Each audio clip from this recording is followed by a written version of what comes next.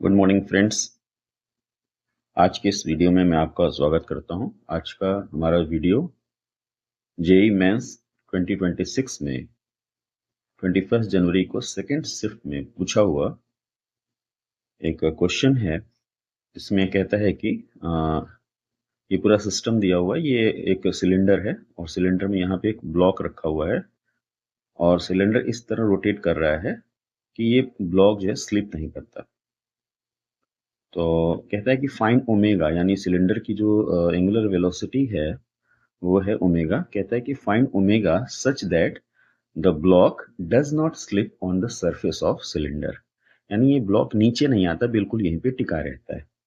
तो ओमेगा कितना हम रखें, कितनी एंगुलर वेलोसिटी रखें, कितनी एंगुलर वेलोसिटी से हम सिलेंडर को रोटेट करें कि ये ब्लॉक नीचे ना आए।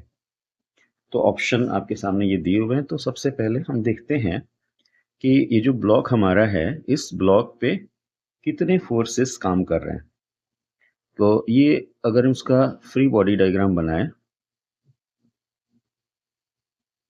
तो ये हमारा ब्लॉक हो गया। ब्लॉक पे एक तो पहली चीज, जो कि ये सिलेंडर के सरफेस के कांटेक्ट में है, तो ये कांटेक्ट फोर्स लगेगा। इसको हम एन से रिप्रेजेंट करेंगे और यही जो कांटेक्ट फोर्स होगा एन, ये इस ब्लॉक को सेंट्रीपेटल फोर्स प्रोवाइड करेगा, जिससे कि ये रोटेट कर पाए, सर्कुलर मोशन या सर्कुलर मोशन कर पाए।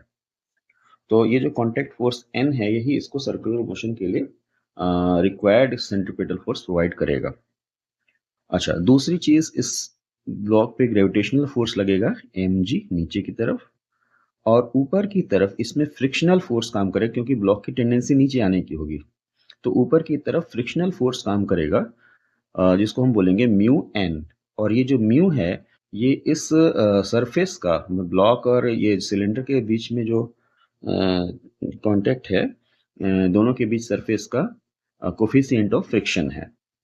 तो म्यू हमारा कोफिशिएंट फ्रिक्शन है, एन हमारा नॉर्मल फोर्स है, और mg ये हमारा वेट है। वेट कह सकते हैं या कह सकते हैं ग्रेविटेशनल फोर्स है applied by earth on the block. तो ये चीजें, इतनी चीजें इस पे काम करेंगे। अब चूंकि n हमारा कांटेक्ट फोर्स है इस ब्लॉक के इस सिलेंडर के सरफेस के द्वारा इस ब्लॉक पे, तो और यही हमारा सेंट्रीपेटल फोर्स प्रोवाइड कर रहा है, तो हम n को लिख सकते हैं एम आर ओमेगा स्क्वायर, क्योंकि सेंट्रीपिटल फोर्स की वैल्यू यही होती है। तो सेंट्रीपिटल फोर्स एन हमारा हो जाएगा m r omega square. Now चूंकि ब्लॉक स्लिप नहीं कर रहा है, तो म्यू एन जो होगा वो एम जी के इक्वल होगा। तो म्यू एन को हम लिख सकते हैं एम जी, और एन की वैल्यू ऑलरेडी हमें पता है, एम आर ओमेगा स्क्वायर होगी। M r omega square is equals to m g. तो एम एम कैंसिल हो गया, तो ओमेगा स्क्वायर की वैल्यू हो जाएगी जी बाई म्यू आर, यानी ओमेगा आपका हो जाएगा under root g upon mu r. तो ये आपका ओमेगा की वैल्यू होगी, यानी जो फाइनल आंसर होगा वो हमारा फर्स्ट ऑप्शन होगा, g upon mu r, under g upon mu r. तो ये इसकी वैल्यू है।